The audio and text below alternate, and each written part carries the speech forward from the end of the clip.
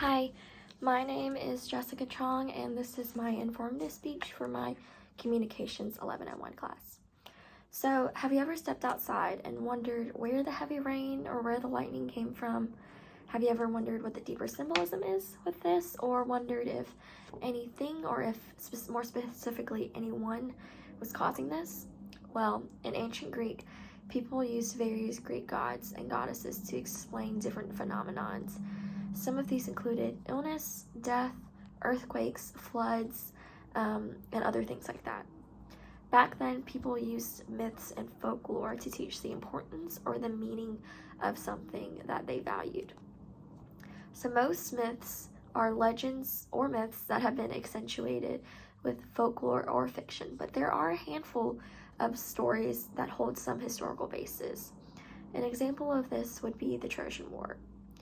When I was in elementary and middle school, I was introduced to a book series called the Percy Jackson series, and those books just really ignited my curiosity for Greek mythology, and it really laid out the foundation, the groundwork to help me understand and to conceptualize the different factors that go into Greek mythology.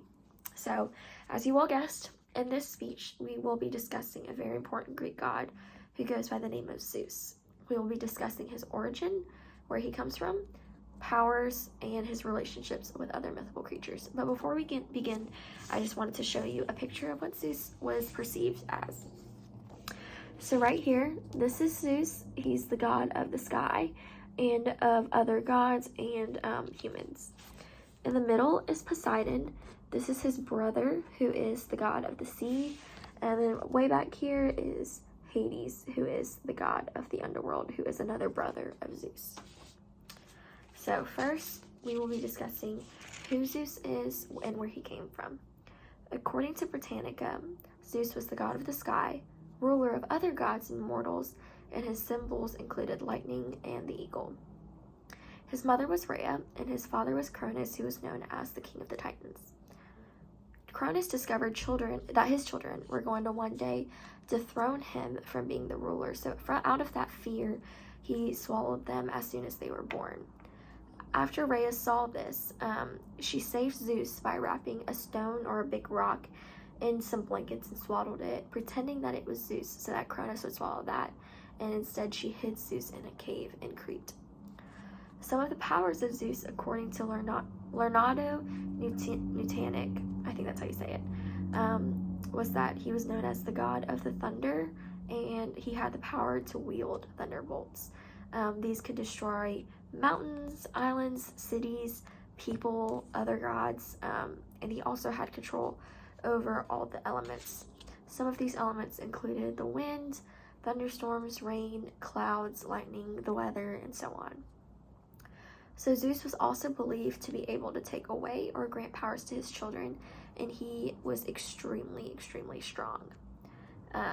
Some of his relationships with others, according to the Collector, we're going to be talking about his wives and his romantic affairs and his children.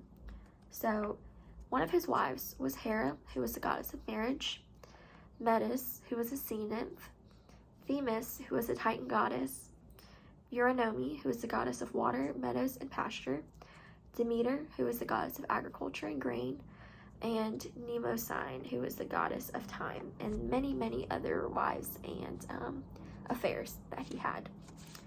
Some of his children included Athena, who was the goddess of war, who was the daughter of Zeus and Metis, the three Fates, who were the goddesses of destiny, who controlled birth, life, and death, who were the daughters of Zeus and Themis, the 9 Muses, who were the goddesses of arts, so anything like dancing and singing and crafts, all of that. They were the daughters of Zeus and Mnemosyne, Apollo, who was the god of the future and light, who was also the twin of Artemis, who was the goddess of hunting, animal transformation, healing, and anything to do with the night, who were the twin siblings of Zeus and Leto. Hermes, who was the son of Zeus and Maya, who was also known as the messenger god, and then Ares, who was the god of war, who was the son of Hera and Zeus. So, in conclusion, in ancient Greece, people formed myths and folklore to offer some kind of explanation for various situations that would occur. The biggest of these was the concept of gods and goddesses that ruled mortal beings along with other mythical creatures, who the most powerful of all of these was Zeus, who is the god of mortals and gods and the god of the sky. So if you ever find yourself making up stories or tales to give some kind of reason or explanation for something occurring on a day-to-day basis that might not entirely make sense, know that you aren't alone in this.